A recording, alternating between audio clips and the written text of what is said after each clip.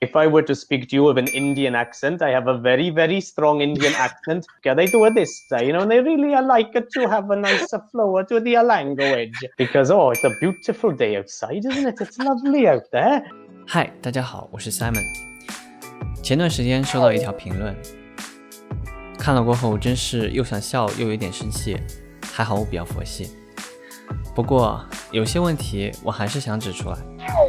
这位朋友他所指的一味的追求，我姑且的理解为盲目的追求。相信很多老粉都还记得我之前出过一期自己是如何找语伴练习口语的视频，所以很明显我并不是在单方面或者是一味的追求完美的发音，从一开始练习发音到现在，至始至终都在同步的提升自己的英语思维、口语化用语和流利程度。其次，我本人觉得练习口语的同时不断提升发音，能够在一定程度上避免听众听不清楚的问题，让交流更加的顺畅。我觉得做自己喜欢的就好，开心才是最重要的。萝卜菠菜各有所爱，难道别人喜欢研究发音妨碍到你学口语了吗？并没有吧。所以请学会尊重别人的兴趣爱好，这样你才会得到别人的尊重。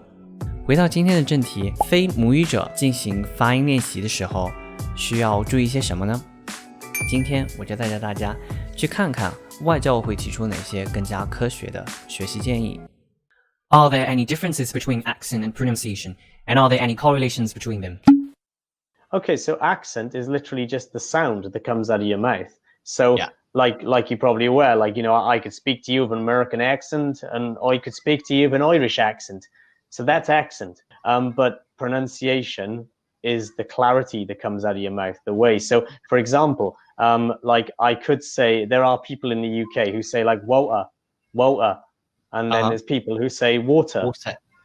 Yeah, so water is more pronounced than water. Okay. So this is pronunciation. This is the clarity of speech. So making sure you pronounce your words clearly.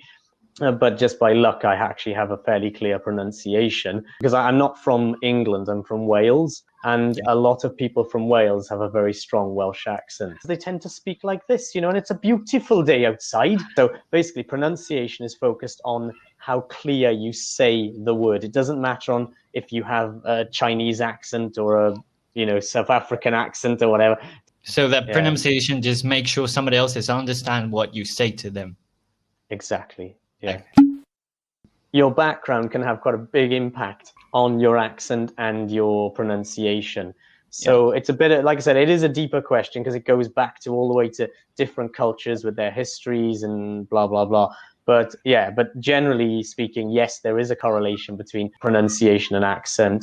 说到这个口语学习啊，我今天这个视频就是在一个非常便捷、性价比非常高的一个平台 Cambly 进行的。这是一个24小时全天候随时随地都能和外教老师连线上课的平台。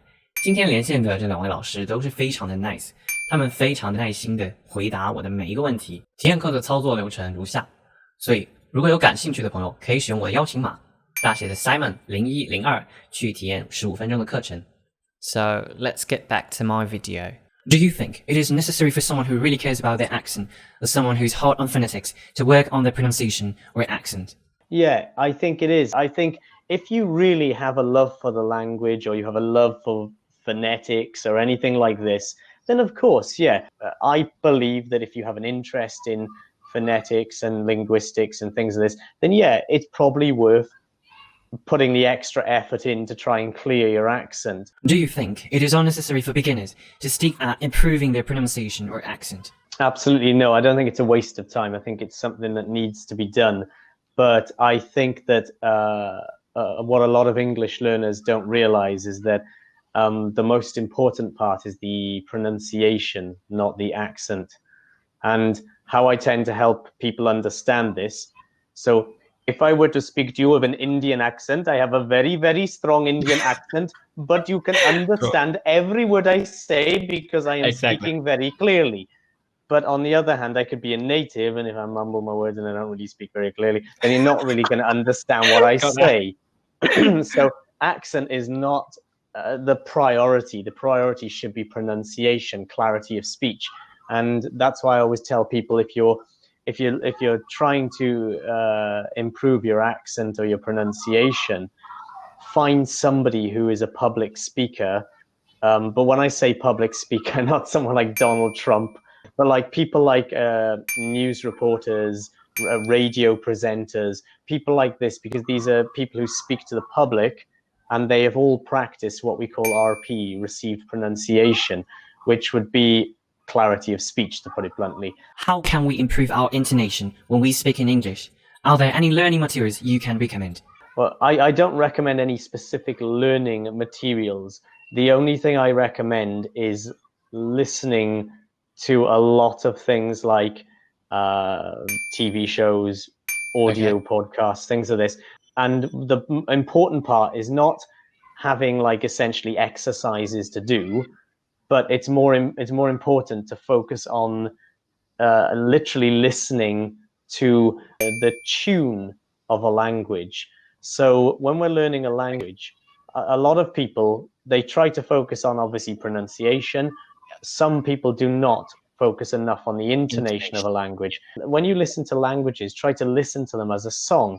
What does the actual sound of that language sound like? So, for example, if you listen to Italians speak Italian, a lot of them will try and mimic that Italian into English, because when they speak, they do this, and they really like to have a nice flow to the language.